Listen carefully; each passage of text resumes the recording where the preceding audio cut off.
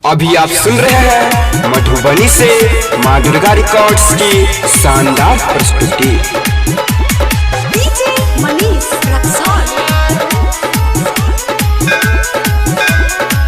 पूजा कहर बनहबो दीना बगेला यासिन महीना बगेला यासिन महीना पूजा कहर बनहबो दीना बगेला यासिन महीना ले चुनरिया जाग बजरिया मैया के कर बंदिया नमा दिया नमा मैया जी लखिन अंगनमा मैया जी लखिन अंगनमा मैया जी लखिन अंगनमा।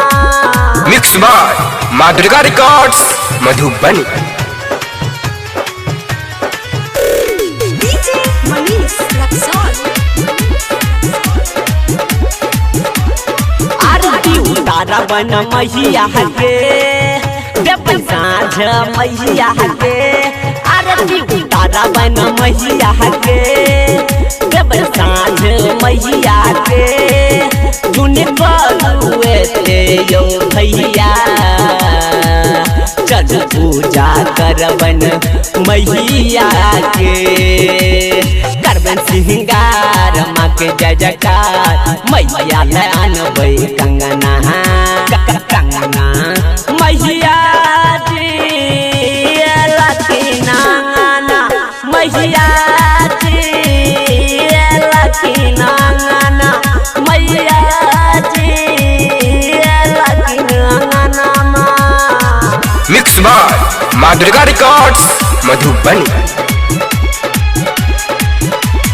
डीजे मनीष रक्सौल।